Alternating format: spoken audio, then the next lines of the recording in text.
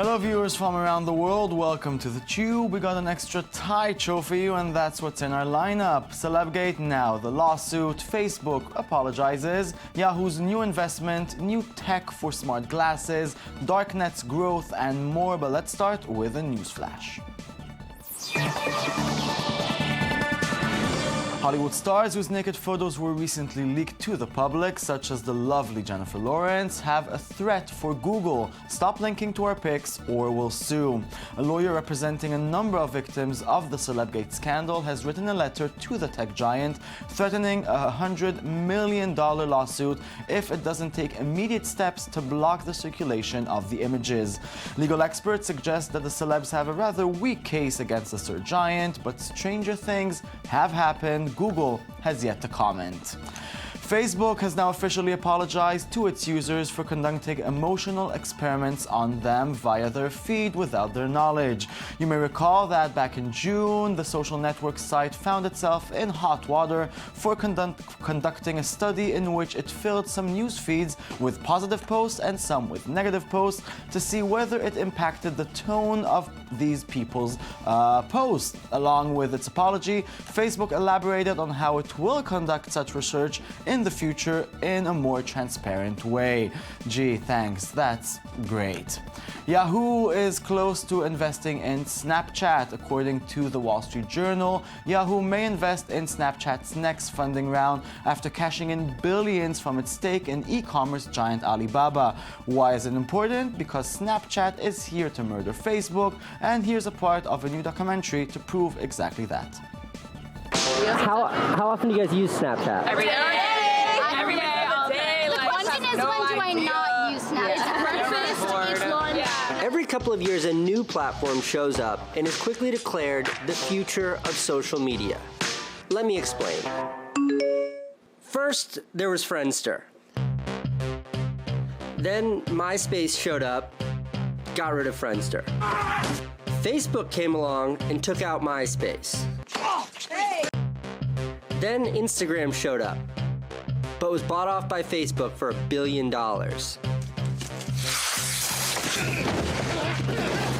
And now there's Snapchat. Facebook tried to buy Snapchat for a reported $3 billion, but Snapchat refused. How big does this pile have to be? Now, there's a new gangster in town. Say my name. Snapchat? You're goddamn right. I miss you. Okay, when you think about smart glasses, you might think about people invading your privacy and looking, well, really weird, but there are some very important applications for smart glasses. In a new experiment that utilizes Epson's Moverio smart glasses and run by Mekorot, Israel's water corporation, smart glasses will be tested by engineers and technicians doing dangerous or complicated field work. The glasses can help them get information in real time when operating in difficult conditions. Mekorot has teamed up with Epson for the experiment using software that was developed especially for this purpose by Israeli startup FieldBeat. Let's take a quick look at how it all works. The first Israeli app for Epson smart glasses is coming out. A collaboration between Epson and FieldBeat created the perfect solution for Mekorot company, who chose this technology for the sake of their technicians doing dangerous fieldwork. In research conducted by FieldBeat at Mekorot, technicians tried 4 different kinds of smart glasses while performing difficult high-voltage activities. The necessary steps were projected on the smart glasses screen, allowing them to work freely with both hands, easily following the instructions projected in front of their eyes.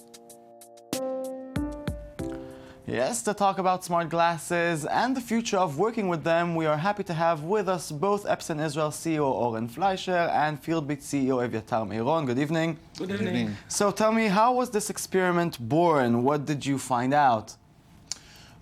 Basically, Evyatar from FieldBeat approached us recently with his idea, and Epson, as an innovative company, took the challenge and support FieldBeat whatever they needed to develop their own software with the glasses, which Evyatar will be happy to show right now. So, show, yeah, you brought the glasses themselves. We'll be happy to see a little demonstration. Yeah, sure. What I want to show here is a demo of how maintenance is done with a completely different equipment. It's a communication cabinet. Well, today there is no way that technicians has any guidance, and with the smart glasses, this can be much faster. Okay. So what I'm doing, I'm taking the smart glasses, I put it on my hands, on my head. Everything that I'm seeing, you see here on the screen. Okay. So the first screen is Philbit. Okay.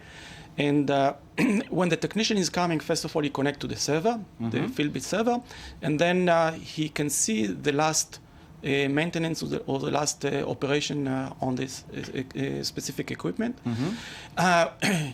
While he, that's you, the camera is opens, and then when he looks on the equipment, then he can see several things that was not there in the real world, and that's what we call the augmented reality. For example, now we see the status of the batteries.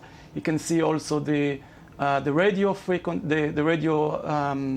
frequencies and other information, and of course also which card to replace, etc. Maybe a stupid question. How does it know?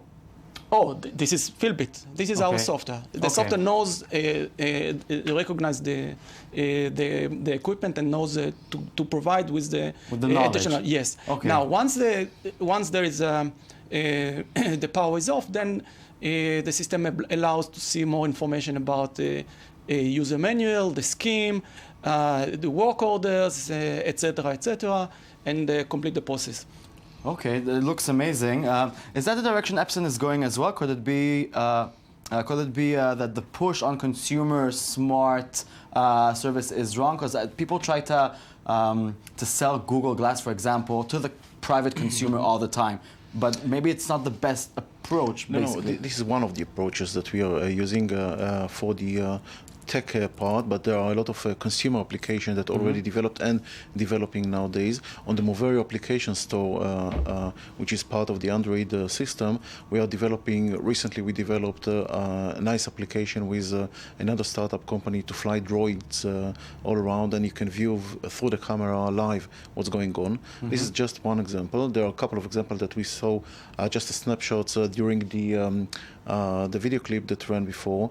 For example, walking around the city, getting interest, or watching films in a private environment, etc., etc. There are thousands of environments that you can use, and just be creative. Why do you focus on industrial uses? Well, we believe that the maintenance world is lack of modernization and computer, and this is a big market, big market, a big opportunity, and historically this is where our history is, and we believe that it can be a great benefit for the customers. No, but can an established company like Epson, known mainly for its printers, compete with such a huge company like Google? And if so, how? Basically, I think that this market is just developed now, and or developing right now these days, and there are room for everybody. The application or the glasses that we are having is completely different from the Google, because basically this is the only binocular glasses, and giving you a full solution for 3D, or not only 3D, high definition with full application, including, by the way, GPS and compass to use with the glasses. So these are much more advanced from the Google glasses currently, by having better solutions. Well, I can understand how my technician can come in a few months already with a smart device. It makes sense to me. When will us common people will be wearing smart glasses? This future, I can't really see it. Tomorrow morning, for example, on the next flight to Europe, you can enjoy for 3D film in a completely private environment on the plane. No, I can understand why some things are very cool and I would like to have, but the reality of everybody owning a smart glasses, it doesn't seem like it's in the near future. It is in a feature. For example, if you're walking inside a shopping mall and a small barcode will be on the windows, the camera will detect them and open for you special offers or special bargains and special opportunities, for example, where you can collect coupons and get. Avital, what do you think is the future of wearable devices? Well, we are a startup, yes. But in our vision, what we see is that technicians, we are talking about, by the way, only in the maintenance, there are about 5.4 million people that are on the road, field service, only in the States. It can be a $15 billion market. So the vision that we have is that the technicians will have these smart glasses, and they will have much better visualization than the people in the office, because they will have the smart glasses. And the smart glasses, for example, Epson smart glasses, when you look at it, it's like a 43-inch screen about 1.5 meters from you. But it's not only one screen. When you look up, you have another screen and then another screen. So it's like, a very, very big view of what and of information that can be available for technicians which are on the road. That sounds amazing. And tell me, does Epson plan any other wearable tech gadgets? Yes, there are a couple of them that already launched in Europe recently, like GPS watches and this kind of stuff. Epson is a part of the Seiko Epson Corporation, having a couple of other things on the pipeline to come in a very near future. Okay, well, thank you very much for coming. This looks amazing. Okay, thank you very much. Okay, once you've upgraded your smartphone, your old smartphone is left to become a retro device collecting dust. Wouldn't it be great if you could utilize the power of that smartphone elsewhere in your homes? Well, now you can. The Ricoh Home Robot has been specifically designed to utilize the processing power of older smartphones and transform them into smart home, robot security devices, and personal assistants. Let's check out the Kickstarter video to see it in action. Smartphones have become near human in their ability to see and comprehend things. But on an average, we replace our smartphones every 18 months, which means there are over 280 million smartphones lying around in our closets waiting to be discarded or thrown into a landfill. What if we told you a better way, like using your spare smartphone to take care of your family and your home? Meet Ricoh, your smart home security companion. Ricoh is developed by MindHelix, the team behind the much-appreciated personal security app, Sentinel.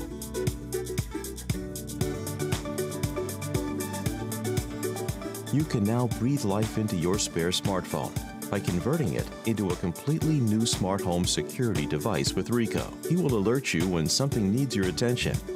Ricoh can track any event happening at your home, like a suspicious movement, presence of any harmful gas. Yes, the Ricoh Home Robot project is looking to raise $100,000 in Kickstarter pledges to make the jump from concept to production. Help them, we need to recycle people. It's a really cool idea. Now, Microsoft is working on some revolutionary things. Too bad nobody notices them.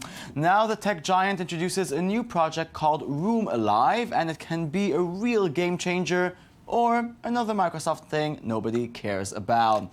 Room Alive combines Kinect and projectors to create an augmented reality experience that is interactive inside a room. You can reach out and hit objects from a game or interact with games through any surface in the room. Room Alive tracks the position of a gamer's head across all 6 Kinect sensors to render content appropriately. The combination is far too costly and large for living rooms right now, but Microsoft is imagining a future where this technology will be smaller and low cost. We say, cool. And in our ongoing segment, editors on the web are amazing. Glenn O'Neill edited all of Tarantino's movies for them to sing Madonna's Like a Virgin. Really? What the fuck was I talking about?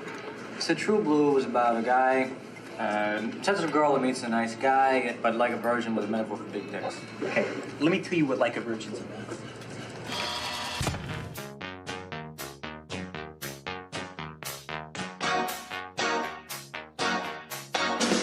Through the valley valley of darkness. Somehow we made it. For you. I don't know. You lost. I was until I found you.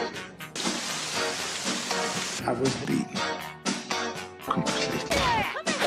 I've been chewed out. I was very sad. But it made me feel. Goddamn. Yeah. It makes me a feeling. Shitty. New. Lovely, we love Madonna, we love Tarantino, and that's it. This show is over. Thanks for watching. Log on to our Twitter and our Tumblr. It's TheTube24. We'll see you tomorrow. And always remember, the only thing we never get enough of is love. The only thing we never give enough of is love. Goodbye.